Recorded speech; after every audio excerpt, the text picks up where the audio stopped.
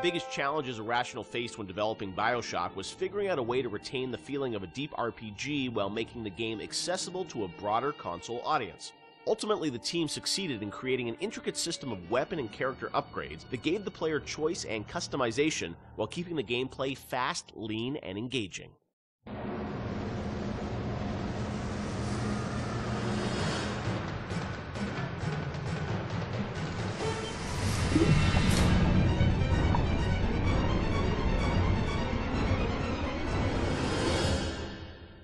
One of the hallmarks of Bioshock, to me at least, was that it really blended RPG and sort of first-person action game together in a way that, is sort of standard today, but a decade ago was really pretty revolutionary. And I know for the team, I think at some point it became clear that you wanted this to work on consoles, not on PC, right? Well, both, yeah. Yeah. But so the idea of, doing a console game and a PC game, and doing something that sort of felt like a shooter but had much more depth. And I know in some of the early design docs you talked about sort of creating an FPS plus versus an RPG light. What was the difference in your mind between those two? I think for us is the big difference between System Shock and Bioshock ended up being that System Shock was more about your character growth and Bioshock was more about the environment. Because with System Shock, we really didn't have System Shock 2. We didn't really have either the art team to make enough assets or the visual power to sort of make a really convincing environment. But as we started working on Bioshock, the art team was so strong that the ability to tell a story within the environment became the most important thing about the game. And that was sort of not something we thought right at the beginning. That was not really a concept we had. But as we started building things, we could realize that the visual world was the star of this thing. The Rapture was really the star of this thing. And telling the story outside of cutscenes, telling it in the world, so the gamer could discover the story rather than us telling him the story, telling him or her the story. And it was still very much, for the time, I think for the time, quite different than what you had seen in terms of there wasn't a lot of growth in shooters. So It was still, I think, for the time, very, very revolutionary. But I think System Shock 2 was even more ahead of its time in terms of that growth thing, because we defocused a little bit. Primarily, part of it was just figuring out how to do that all on a console controller was very tricky.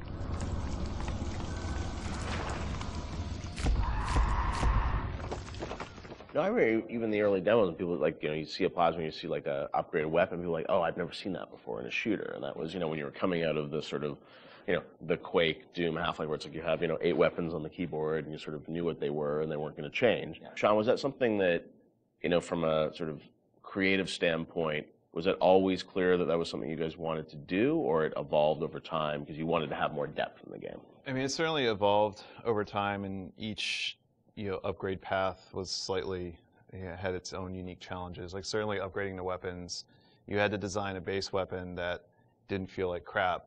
Still felt like something that you wanted to use, but then the ability to add the upgrades to that, and each of the upgrades can come in any order, so you have to be aware that this, parts A, B, and C could come in at any different time to upgrade the weapon. In a first-person shooter, that's your star. That's the thing that you're seeing all the time.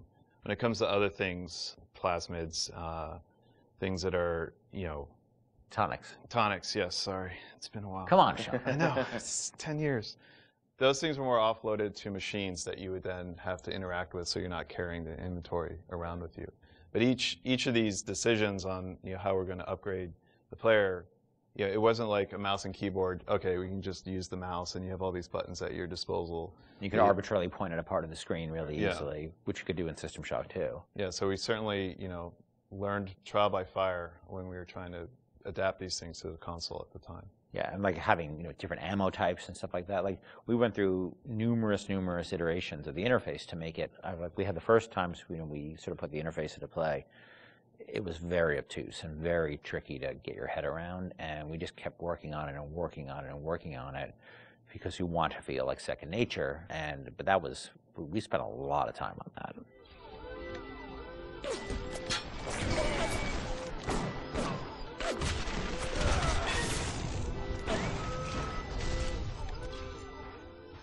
What motivated the idea of having so much choice in the way you could sort of play through this game? What was it to give the player a better sense of authorship over the experience, or what was driving that? I've always liked the idea of giving the player a lot of agency in terms of their play style and experimenting with the play style and trying different things and seeing what worked and didn't work and interacting with the environment. The notion that it's sort of a playground that you get to play around with and imprint your own desire on was great, because I think we were more skeptical about being able to do that with story at the time. In fact, so much to the point where that become almost like a joke. You know, that becomes the meta joke of the game of how little agency you have in your story. But agency in terms of how you play the experience and how you load out your weapons and how you interact with the environment, as compared to most shooters at the time, where basically like you can shoot them with a shotgun or shoot them with the the pistol. That was really important to us. So we spent a lot of time trying to make the world react in a way that you would expect and hope it to react when you tried something. Right. And some of those system or decisions we made about systems fed back into the narrative, like locking Adam behind Big Daddy and the little sister. Like, you can't get Adam unless you deal with the Big Daddy, which then becomes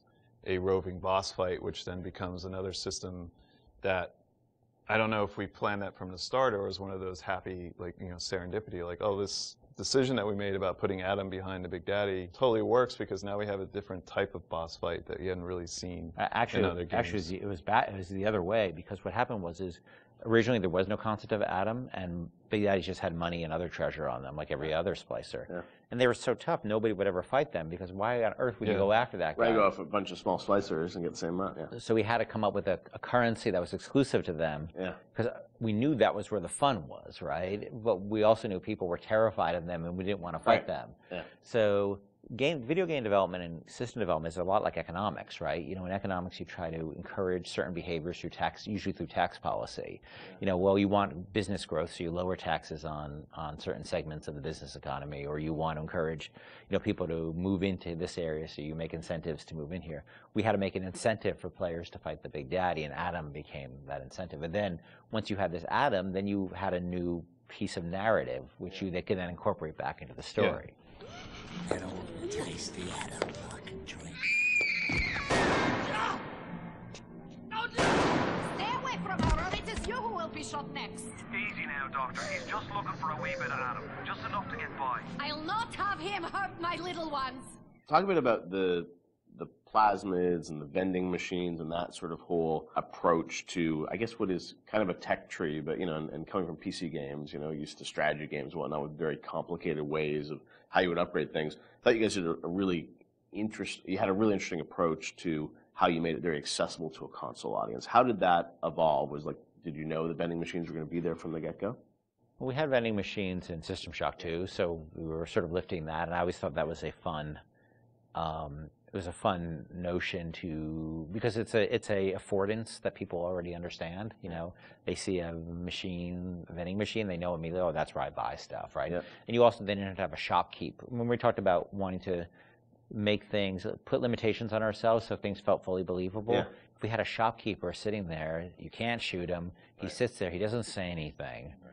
And all of a sudden he feels fake. Where a vending machine, the Circus of Values machine, can feel 100% authentic. Right. Despite the fact that it's selling like ammo and stuff like that, which is, But in an objectivist society where you don't have rules and regulations on that type of thing, it feeds back into the narrative. But you don't then break the fiction at all by having these characters who sort of don't really live and breathe in the world. So the vending machines became an important part of that, but we still want to give them character, and hence and so that clown image came from a piece of, that image is actually from like a fruit container or something from like the 1940s. Okay. And so we had a book of like royalty-free images, and I saw that image, and I'm like, let's put that clown on it, and we'll call it Circus of Values. And then, we wrote some lines for it, decided he'd be this sort of asshole clown, and then we hired the best actor in the world to play that part.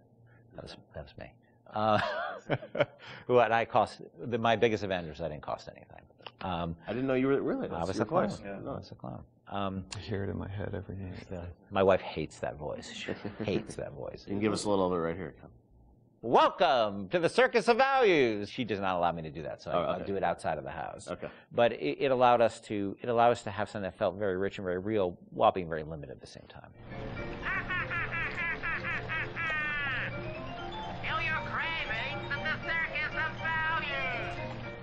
And also, the plasmids and sort of the motif of sort of the videos and how you explain sort of what a plasmid was. That was a really fun way, I thought, to sort of explain that. Sean, how did you guys evolve that? Because it was a very artistic approach.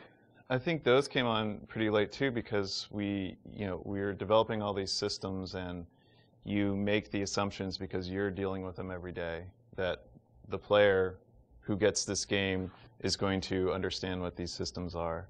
And we always joke that you can't ship a developer with a game, or you can't expect somebody to have a README file for all of these things. Nobody's understanding what these plasmids are or how to use them. How do we present these to the audience in such a way that they're going to understand what it is fictionally and what it is functionally? I feel as Rob Waters did a lot of the animations on those, and we sit down and we write out like a little 30-second commercial of what this thing is. And again, because going back to the narrative, this is what would happen in Rapture. People are trying to sell these things, so they would come up with commercials to explain why you need this. Using that as your framework, you can then come up with all of these little gags that people will remember that have a little personality to them. But I think ultimately in the end weren't that expensive to create, because they're cheap.